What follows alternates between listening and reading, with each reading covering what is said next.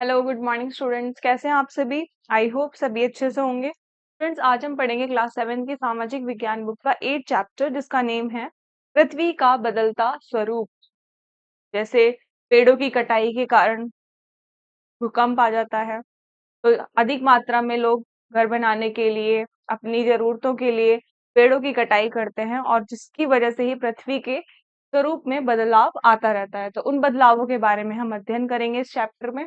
चलिए स्टार्ट करते हैं चैप्टर को। पृथ्वी पर होने वाले परिवर्तन कुछ इस प्रकार है कि पृथ्वी की सतह पर उच्च तथा निम्न स्थान है। पृथ्वी की सतह पर अनेक प्रकार के परिवर्तन होते रहते हैं, और जिनमें से कुछ बाह्य शक्तियों द्वारा तथा कुछ आंतरिक शक्तियों द्वारा होते हैं। बाह्य परिवर्तन धीरे धीरे होते हैं, जबकि जो आंतरिक परिवर्तन है वो आकस्मिक हो जाते हैं। प्रकृति द्वारा होने वाले परिवर्तनों की प्रक्रियाएं दो भागों में बांटा जा सकता है। एक आंतरिक प्रक्रिया, दूसरा है बाह्य प्रक्रिया। आंतरिक प्रक्रिया की बात करें तो जब ये परिवर्तन भूपृष्ठ के नीचे भूकंप अथवा ज्वालामुखी क्रिया के कारण शैलों में वलय या भ्रंशन पड़ने से होते हैं, तो उन्हें आंतरिक प्रक्रियाओं द्वारा होने वाले परिवर्तन कहा जाता है। ये परिवर्तन अचानक होते हैं। दूसरा है बाह्य प्रक्रियाएं। अपक्षय, अपरदन तथा निक्षेपण बाह्य प्रक्रिया कहलाती है, क्योंकि ये धरातल के ऊपर होने वाले परिवर्तन के लिए उत्तरदायी है। अपक्षय मौसम एवं जलवायु की शक्तियों द्वारा धरातलीय चट्टानें अपने ही स्थान पर टूटती रहती हैं और उनका मलबा वहीं पड़ा रहता है, और इस प्रकार चट्टानों के अपने ही स्थान पर टूटने फूटने की क्रिया को अपक्षय कहते हैं। ताप, शीत, वर्षा का जल, पाला, वनस्पति, जीव जंतु और मानव अपक्षय के मुख्य कारक हैं। अपरदन की बात करें तो अपरदन पृथ्वी के धरातल का ही स्वरूप बदलता रहता है, और इसके बदलते ही अपक्षय क्रिया प्रारंभ हो जाती है। और अपक्षय क्रिया में हवा, गतिशील पदार्थ व प्राकृतिक कारणों से प्रभावित होकर चट्टानों या शिलाओं का विघटन प्रारंभ हो जाता है, और इन कणों को हवा, गति, प्राकृतिक वाहक आदि भी एक स्थान से दूसरे स्थान तक ले जाते हैं और एक जगह जाकर एकत्रित कर देते हैं, और यह क्रिया अपरदन क्रिया कहलाती है। बहना, कटना व एकत्रित होना इसी क्रिया के अंतर्गत आता है। और इसी प्रकार हवा के द्वारा अन्य वाहक द्वारा मिट्टी की ऊपरी परत का एक स्थान से दूसरे स्थान पर जाना मृदा अपरदन कहलाता है। अधिक वर्षा वाले क्षेत्रों में अपरदन की क्रिया अधिक होती है, और इसी प्रकार तीव्र ढाल के कारण भी अपरदन की क्रिया तीव्र गति से होती है। यही कारण है कि पर्वतीय क्षेत्रों में मैदानी क्षेत्रों की तुलना में अपरदन की क्रिया तीव्र गति से होती है। मरुस्थलीय क्षेत्रों में, जहाँ वनस्पति का अभाव होता है, अपरदन की क्रिया तीव्र गति से होती है। लाखों करोड़ों वर्षों से हो रहे अपक्षय तथा अपरदन पृथ्वी की सतह पर पाई जाने वाली भू आकृतियों जैसे कि पर्वतों, पहाड़ियों, पठारों तथा मैदानों का रूप परिवर्तित करते रहते हैं, परंतु ये परिवर्तन बहुत धीमी गति से होते हैं। अपक्षय तथा अपरदन की क्रियाओं को अनाच्छादन कहते हैं। अनाच्छादन के कारक की बात करें तो अनाच्छादन के प्रमुख कारक हैं समुद्री लहरें, पवन, हिम नदी तथा बहता हुआ जल। पहला है समुद्री लहरें। समुद्र तटीय क्षेत्रों में लहरें शैलों से टकराकर उन्हें छोटे छोटे टुकड़ों में तोड़ती रहती हैं, और ये छोटे छोटे टुकड़े या कण तटीय भागों में जमा हो जाते हैं और यह लहरों द्वारा बहाकर समुद्र की तलहटी में ले जाए जाते हैं। दूसरा है पवन। पवन भी अपरदन तथा निक्षेपण का कार्य करती है, और ये एक स्थान से रेत उठाकर अपने साथ ले जाती है, और जब ये चट्टानों से टकराती हैं तो उन्हें कुदरती कहते हैं। और मरुस्थलीय भागों में पवन द्वारा अपरदन की क्रिया अधिक होती है।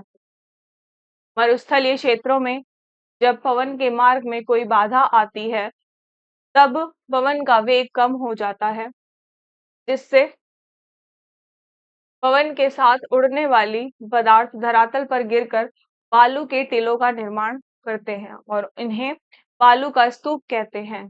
पवन द्वारा उड़ाए गए बालू के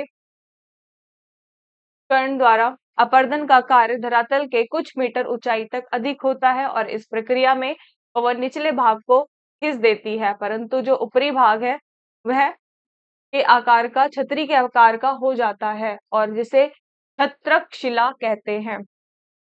जब बालू के कण बहुत बारीक और हल्के होते हैं तो पवन इन्हें बहुत दूर तक ले जाती है और जब ये कण बड़े क्षेत्र में जमा हो जाते हैं तो इसे लोयस कहते हैं। थर्ड आता है हिम नदी। बर्फ उच्च अक्षांशों में गिरकर एकत्रित हो जाती है और जिससे बर्फ का मैदान बनता है। बर्फ के ये मैदान बर्फ के ये मैदान हिम रेखा के ऊपर स्थित होते हैं और बर्फ की नदी और हिम जो ढलान से अपने वजन के कारण नीचे की ओर बहते हैं हिम नदी कहलाते हैं। ये हिम नदी है। हिम नदी चट्टानों के टुकड़ों को ले जाते हैं और एक अभिकर्ता का कार्य करते हैं और जब ये हिम नदी किसी घाटी से गुजरते हैं तो पर्वतों से लाए गए चट्टानों के टुकड़े घाटी में रह जाते हैं। पर्वतीय हिम नदी के द्वारा लाए गए पदार्थ घाटियों के तल में एकत्रित हो जाते हैं और हिम नदी हिमोड़ कहलाते हैं। यह की बात करें बहता हुआ जल अनाच्छादन का सबसे प्रमुख कारक बहता हुआ जल है। बहता हुआ जल या नदियां तेज गति से शैलों को तोड़ती हैं तथा उन्हें बहाकर ले जाती हैं।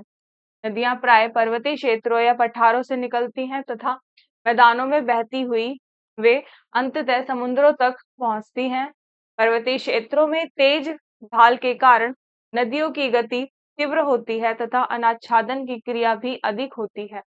जब ये नदियां मैदानों में पहुंचती हैं, वहां ढाल कम होता है और इसीलिए नदी अपनी तलहटी या घाटी के किनारों पर अपर्दित अपर्दित पदार्थों को जमा करने लगती है। समुद्र के निकट बहुत ही कम ढाल होने के कारण नदी का अपने साथ अपर्दित पदार्थों या अवसादों को आगे बहा ले जाना कठिन हो जाता है और वह उन्हें वहां जमा कर देती है। नदी के मुहाने के निकट जलोढ़ मिट्टी का जलोढ़क के जमाव से डेल्टा बन जाता है और डेल्टा जलोढ़क से बना लगभग त्रिभुजाकार भूभाग होता है।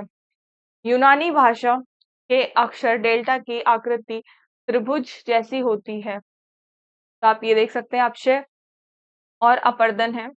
संसार का सबसे बड़ा डेल्टा गंगा तथा ब्रह्मपुत्र नदियों के मुहाने पर स्थित है।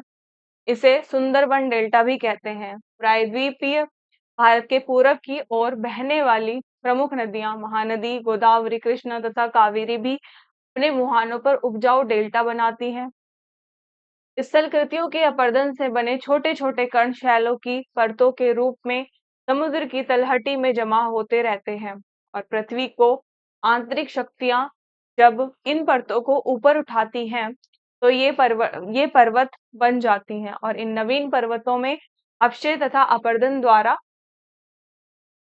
विविध आकार बनने लगते हैं और समय बीतने पर ये प्रौढ़ या प्राचीन पर्वत बन जाते हैं और इस प्रकार अपर्दन तथा निक्षेपण का चक्र चलता रहता है और इसी समय तथा स्थल विशेष पर धरातल की आकृति वहां होने वाली निर्माण पर या उभार की शक्तियों तथा उन्हें काटने या अपर्दन द्वारा नीचा करने वाली शक्तियों के बीच संघर्ष की अवस्था होती है और इन प्राकृतिक कारकों के अतिरिक्त मानवीय क्रियाओं द्वारा भी धरातल के रूप में परिवर्तन होता रहता है। कभी कभी तो अनजाने में स्थलकृतियों में परिवर्तन कर देता है और इसके परिणाम स्वरूप अवां अवांछित घटनाएं होती हैं। नाभिकीय प्रयोग अथवा विशाल बांधों का निर्माण कुछ ऐसी प्रक्रियाओं के का उदाहरण है जिनसे काफी विनाश हुआ है। मानव ने खेती एवं आवास के लिए वनों को काटा है तथा चारगाहों को नष्ट कर दिया है।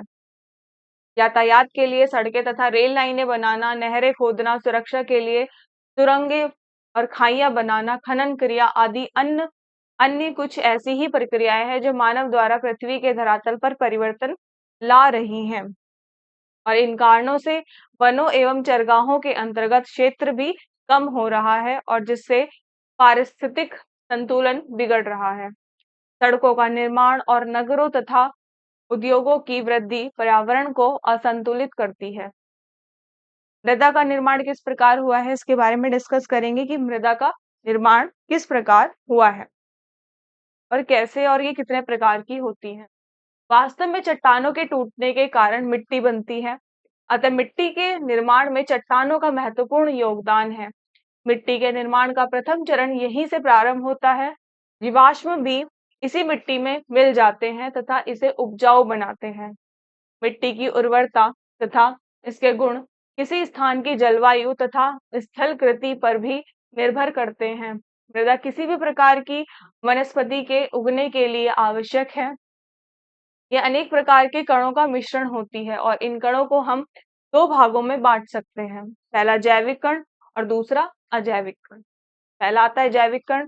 जैविक का अर्थ है जीवों के अंश।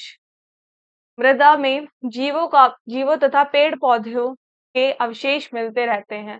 समय के साथ यही जैविक पदार्थ जीवाणुविक की क्रिया से गहरे रंग के पदार्थ अर्थात ह्यूमस में बदल जाता है और ह्यूमस मृदा को उपजाऊ बनाता है। दलदली तथा आर्द्र मैदानों की मृदा में ह्यूमस अधिक होता है, परंतु मरुस्थलों की मृदा में ह्यूमस की मात्रा कम होती है और यह कम उपजाऊ होती है। और जैविक कण की बात करें तो इनमें अपक्षयित शैलों के छोटे छोटे टुकड़े होते हैं। बड़े आकार वालों को बजरी तथा छोटे आकार वालों को बालू कहते हैं। गाद तथा धूल में और भी छोटे छोटे कण होते हैं और इस प्रकार हम कह सकते हैं कि मृदा का निर्माण शैलों के प्रकार और उन क्षेत्रों में पाई जाने वाली जलवायु, वनस्पति तथा भूमि के ढाल पर निर्भर करता है। भारत में मृदा के 4 मुख्य प्रकार होते हैं। पहला काली मृदा, दूसरा जलोढ़ मृदा, तीसरा लाल मृदा और चौथा है लैटेराइट मृदा। तो पहले हम काली मृदा के बारे में पढ़ेंगे। यह मिट्टी ज्वालामुखी विस्फोट तथा लावा निकलने से बनती है और यह मिट्टी भी बहुत उपजाऊ होती है और इसे काली मिट्टी भी कहते हैं और यह नमी को सोख सकती है और यह मिट्टी कपास के लिए उपयुक्त है। मिट्टी दक्कन पठारी क्षेत्र के महाराष्ट्र तथा गुजरात क्षेत्र में पाई जाती है। जलोढ़ मृदा की बात करें तो यह मृदा मुख्यतः नदियों की घाटियों तथा तटीय मैदानों तक सीमित है और यह मृदा बहुत उपजाऊ होती है। कृषि के विकास में इसका महत्वपूर्ण योगदान है। थर्ड है लाल मृदा। इस मृदा में लोहे के कण अधिक होते हैं और इसलिए इसका रंग लाल होता है। यह मृदा प्राय द्वीप के पठारी क्षेत्र में पाई जाती है और यह मृदा अधिक उपजाऊ नहीं होती। लेटराइट मृदा की बात करें तो लेटराइट मिट्टी अधिक वर्षा वाले भागों में पाई जाती है और यह मिट्टी चट्टानों के कटाव से बनती है और इस मिट्टी में अम्लता पाई जाती है क्योंकि यह अधिक वर्षा के कारण चट्टानों के टूटने से बनती है और यह खेती के लिए बहुत उपयुक्त नहीं होती।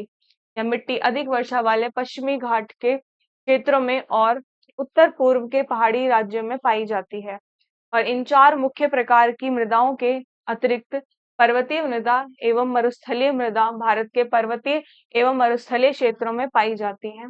पर्वतीय मृदा अधिक उपजाऊ नहीं होती है, इसलिए इसका निर्माण कठोर चट्टानों से होता है और यहाँ सीढ़ीदार खेत बनाकर कृषि की जाती है। मरुस्थलीय मृदा में उचित पानी मिल जाए तो इसे उपजाऊ बनाया जा सकता है।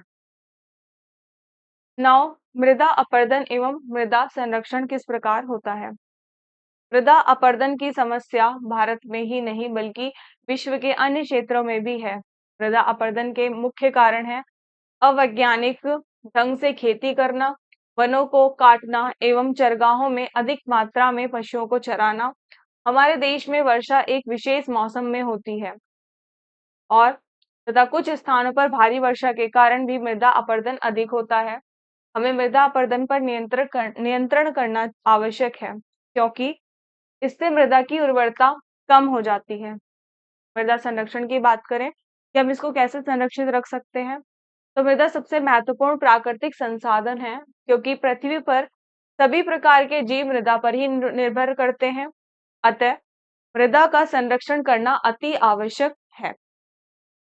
भूमि के कटाव को रोकने तथा मृदा संरक्षण के निम्नलिखित उपाय हैं, जिनमें से पहला उपाय है वृक्षों को अंधाधुंध काटने तथा चरागाहों में पशुओं की अधिक चराई की प्रवृत्ति पर नियंत्रण लगाने के कदम उठाए जाने चाहिए।